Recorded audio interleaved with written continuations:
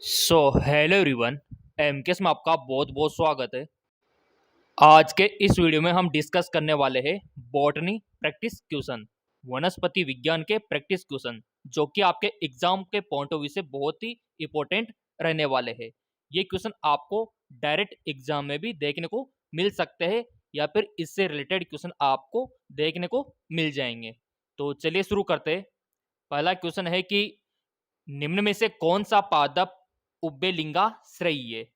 Which of the flowing plant is monoecious? देखो आपने पढ़ा होगा एक लिंगाश्रयी, द्विलिंगाश्रयी, उभयलिंगाश्रयी, है ना।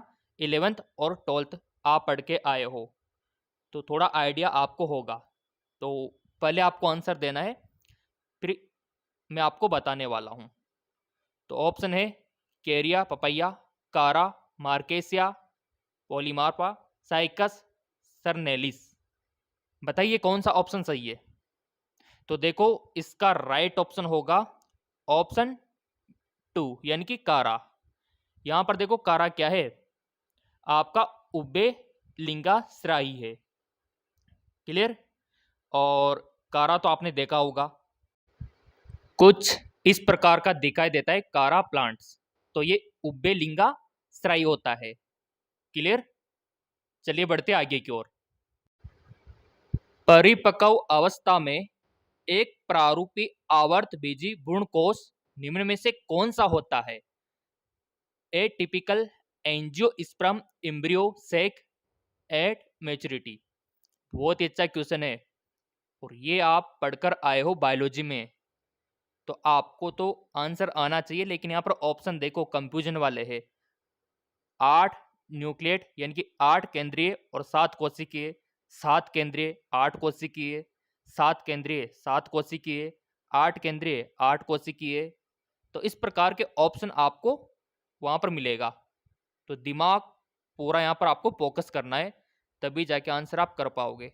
चलो बताओ कौन सा सही हो सकता है इसका। आई होप आपने वन ऑप्शन आपके मन में सेलेक्ट कर लिया होगा। इसका राइट ऑप्शन होगा 8 केंद्रीय और 7 कोशिकीय, यानी कि आपका 8 तो इसमें न्यूक्लिएट होगा एंड 7 सेल्ड होगी। ये पहला वाला ही सही है। तो किस किस ने पहला सही किया अपने आप को 1 नंबर आप दे सकते हो। ये पहला वाला सही होगा और याद रखना यही होता है इसका आंसर। अगला, जेमी किसमें पाए जाते हैं? जेमी जो होते हैं इंग्लिश में भी देख लो आप यहाँ पे, जेमी आर प्रेजेंट। तो मोसेस के बारे में भी आपने पढ़ा है एनसीईआरटी की बुक में, आपने कभी इसका देखा होगा, इमेजेस आपने देखी होगी मोस का। टेरिडोफाइडा भी आप पढ़ के आए हो, है ना। कुछ आवर्त बीजियों में, कुछ लीवर फ्रंट में, सब आप पढ़ के आए हो। ब्रायोफाइटा, टेरिडोफाइटा, है ना, कवक, एल्गे, सब पढ़ के आए हो। तो बताओ जेमी किसमें पाए जाते हैं? आई होप आपने वन ऑप्शन चूज कर लिया होगा।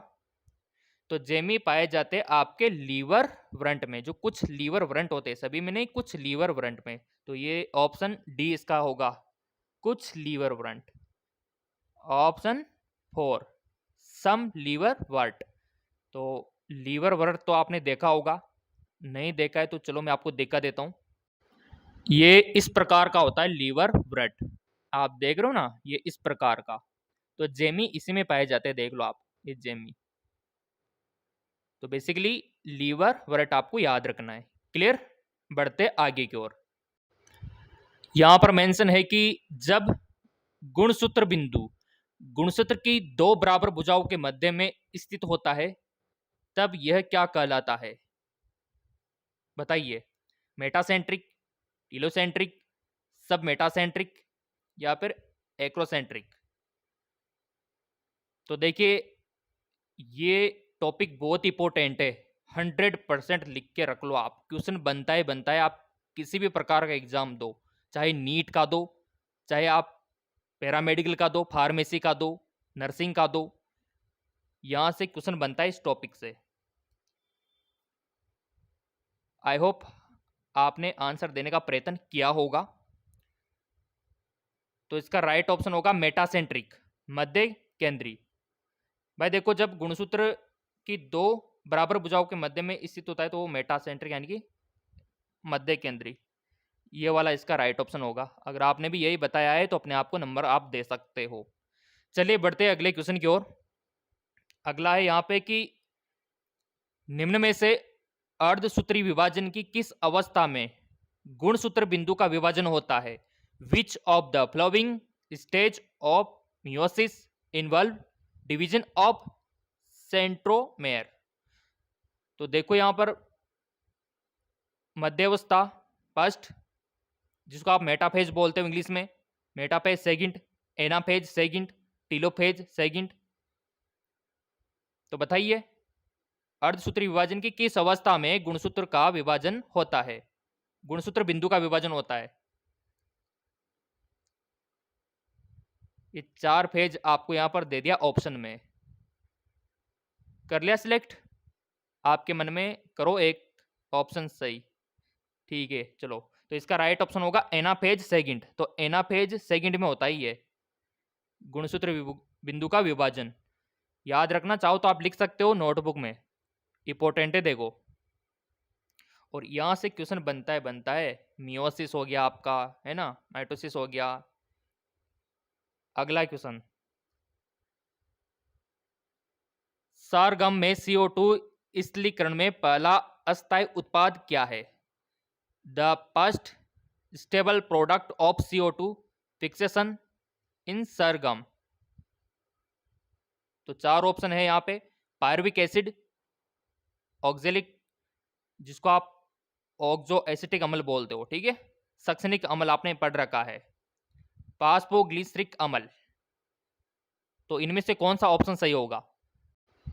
अब यहाँ पर बहुत सारों को तो सरगम के बारे में पता नहीं है कि सर ये सरगम क्या होता है। तो चलिए पहले तो मैं आपको सरगम दिखा देता हूँ कि किस प्रकार का दिखाई देता है।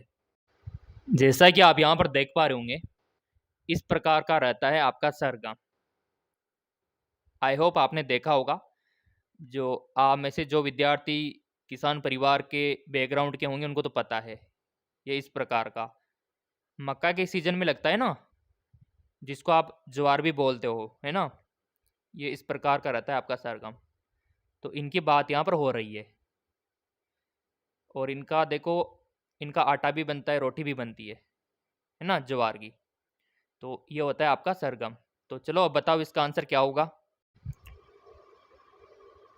तो आपने चूज कर लिया होगा बिल्कुल। तो इसका राइट ऑप्शन होगा ऑक्जेलो एसिटिक अम्ल, ऑक्जेलो एसिटिक अम्ल, ये वाला होगा। क्लियर? हाँ, ऑक्जेलो एसिटिक अम्ल। चाहो तो नोटबुक में लिख सकते हो।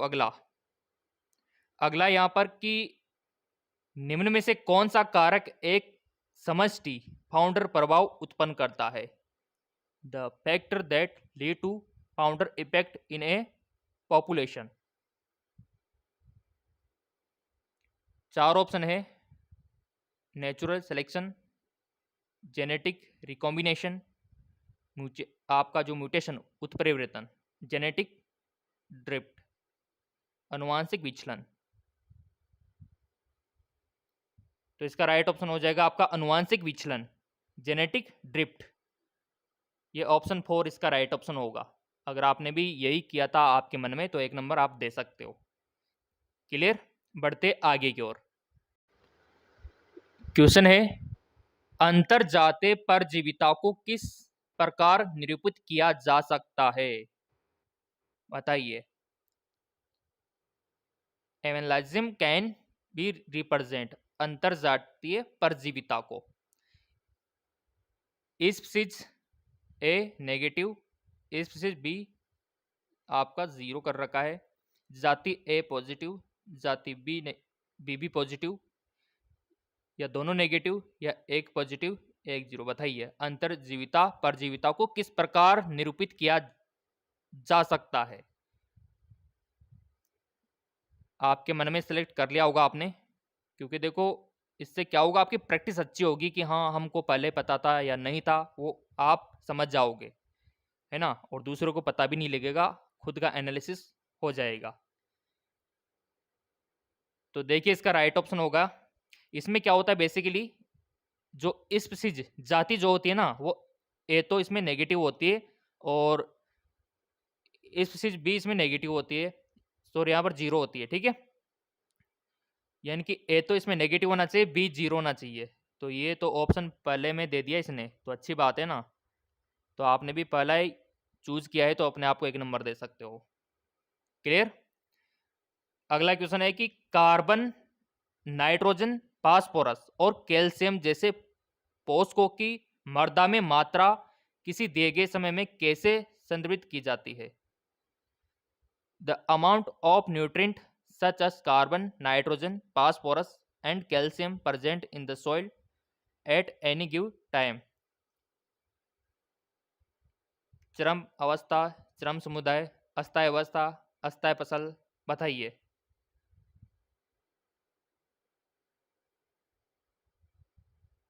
बिल्कुल राइट ऑप्शन होगा स्टैंडिंग स्टेट, अस्थायी अवस्था। तीसरा वाला सही है इसका। बिल्कुल। बढ़ते आगे की ओर। अगला है देखो यहां पर कि निम्न में से किस शैवाल में संचयी खाद्य के रूप में मैनिटोल होता है। Which of the following algae contain mannitol as reserve food material. Ectocarpus, Gracilaria, Volvox, Ulothrix, सब आपने पढ़ रखा है देखो। तो बताइए ईमानदारी से आंसर इसका, आपके मन में चूज कर लो आप, क्योंकि फिर मैं आपको आंसर बताने वाला हूं। कर लिया, बहुत बढ़िया। तो इसका राइट ऑप्शन होगा एक्टोकार्पस। एक्टोकार्पस पहला वाला,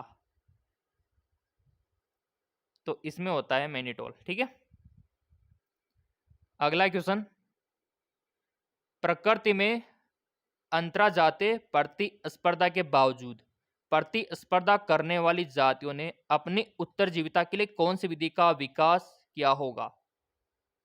सारे देखो हमने जो नोट्स आपके लिए प्रोवाइड करवाए थे, सारे क्वेश्चन वहीं से और एग्जाम में भी वहीं से बनेंगे। संसाधन विभाजन, स्पर्धा, सहपारिता या फिर भक्षम, बताइए कौन सा सही होगा। बिल्कुल सोर्स पार्टीशनिंग यानी कि संसाधन विभाजन, ये वाला होगा इसका राइट ऑप्शन, पहला वाला। Very good. अगला है यहां पे, कुछ वंश जैसे कि सिलेजिनेला और सल्वनिया दो प्रकार के बीजाणु उत्पादित करते हैं, ऐसे पादपों को क्या कहा जाता है। Genera like Selaginella and Salvinia produce two kind of spore, such plant are known as. क्या बोलते हैं ऐसे पादपों को। चार ऑप्शन आपके सामने, अच्छे से देखो आप और फिर आंसर दो। बहुत सारों को तो ये सेम सेम लग रहा होगा, लेकिन ऐसा नहीं है, बहुत बड़ा अंतर है चारों में, तभी तो बोल रहा हूँ कि गौर करो आप। होमोसोरस, हेटेरोसोरस, सम बीजाणुक, विषम बीजाणुक। सारे देखो हमने जो नोट्स आपके लिए प्रोवाइड करवाए थे एप्लीकेशन पे, वहाँ से क्वेश्चन बनाए गए पूरे के पूरे, वहीं से बने, एनसीईआरटी से बने और पूरा सिलेबस एनसीईआरटी बेस से। बिल्कुल, तो राइट ऑप्शन क्या होगा आपका, विषम बीजाणुक, हेटेरोस्पोरस, ऑप्शन 4। जिसने ऑप्शन 4 यानी कि डी वाला सेलेक्ट किया, उनको सैल्यूट यहाँ पर मैं करता हूँ, क्योंकि बहुत ही अच्छा आंसर था उनका। अब यहाँ पर आप बोलेंगे सर नोट्स वाली बात आपने बोली, तो ये नोट्स कहाँ पर मिलते हैं। तो चलो उसका प्रोसीजर भी मैं आपको दिखा देता हूँ, फिर आगे कंटिन्यू करेंगे। सो बेसिकली देखो गूगल प्ले स्टोर पे एमकेएस एकेडमी ऐप है, ये डाउनलोड आपने कर लिया होगा, तो यहाँ से भी आप ले सकते हो। यहाँ पर कुछ प्रोसीजर समझ में नहीं आता है तो फिर ये नंबर है हमारे व्हाट्सअप वाले, थोड़ा सा जूम आउट करके मैं आपको दिखा देता हूँ। लाइव क्लास भी ले सकते हो चाहो तो आप हमारी, ठीक है। 8302105558 नोट कर लो आप, कभी जरूरत पड़ सकती है आपको नोट्स लेने की, पीडीएफ लेने की, है ना, लाइव क्लास लेने की, क्योंकि तैयारी तो आपको करनी होगी, सिलेक्शन तो पाना ही होगा ना, तो नोट कर सकते हो अगर आपको एक्चुअल में तैयारी करके नाम रोशन करना है तो। चलिए बढ़ते आगे की ओर। अगला हमारा है क्वेश्चन, प्रकाशकालिता के दौरान पादपों में प्रकाश के अवगम का स्थान कौन सा है? The site of precipitation of light in plant during the photoperiodism. बताइए। तो इसका होगा लीफ, यानी कि पत्ती होगा ना। बिल्कुल पत्ती होगा। तो अगर आपने भी चूज किया है तो 1 नंबर आप दे सकते हो। चलिए बढ़ते आगे की ओर।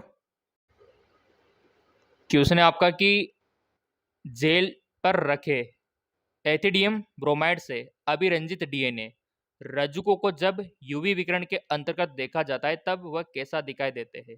DNA stand on a gel stand with ethidium bromide when view under ultraviolet radiation. 4 option है देखो, पीली पट्टियाँ, चमकीली नारंगी पट्टियाँ, गहरी लाल पट्टियाँ, चमकीली नीली पट्टियाँ। तो इसका राइट ऑप्शन होगा आपका चमकीली नारंगी पट्टियाँ, ब्राइट ऑरेंज बैंड। ये देखिए।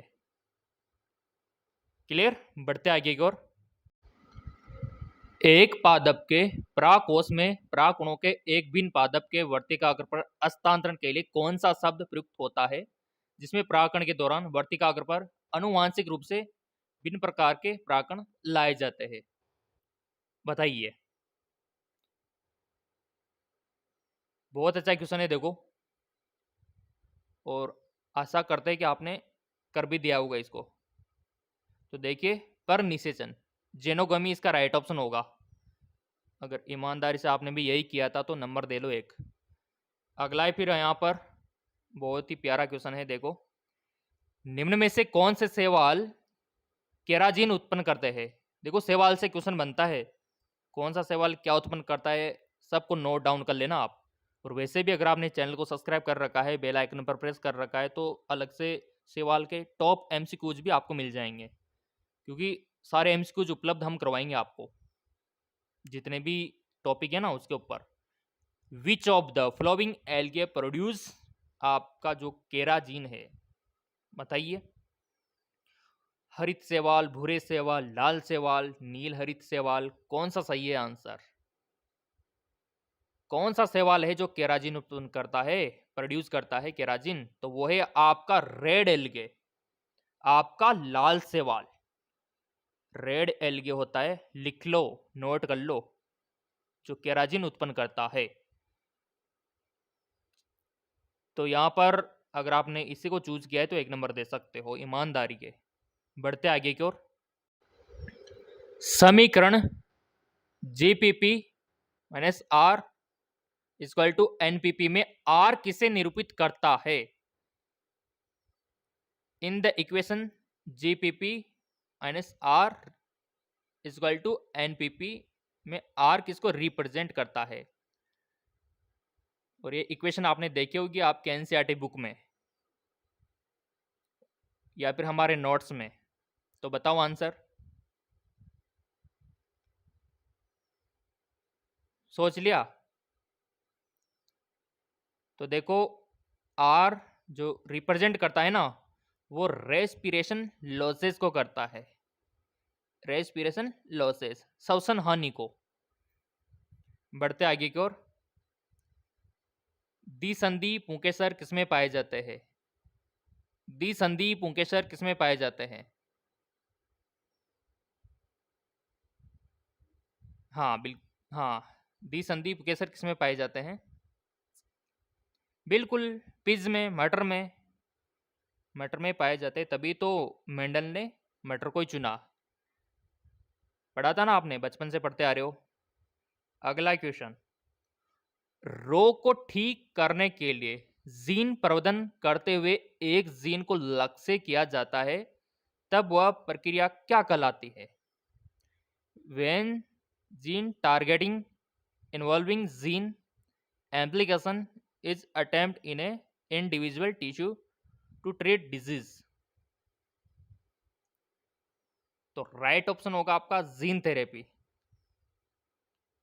जीन चिकित्सा, इसका राइट ऑप्शन होगा।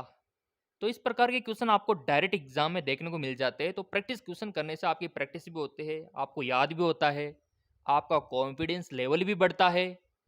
और चैनल सब्सक्राइब कर रखा है, बेल आइकन पर प्रेस कर रखा है, तो ऐसे एमसीक्यूज तो रोजाना आपको मिलते रहेंगे। और अगर आपको नोट्स वगैरह लेना है, पीडीएफ वगैरह लेना है, तो इन नंबरों पे आप व्हाट्सअप करके पीडीएफ एमसीक्यूज ले सकते हो, नोट्स ले सकते हो। मेरे प्रिय विद्यार्थियों, अभी तो काफ़ी सारे एमसीक्यूज हमको करने हैं, नेक्स्ट वीडियो में कर लेंगे। और टॉपिक आप बता सकते हो जिस टॉपिक के ऊपर चाहिए, और जो भी आपका ओपिनियन है आप कमेंट करके बता सकते हो। बाकी क्वेश्चन आपके इसी प्रकार के एग्जाम में बनते हैं।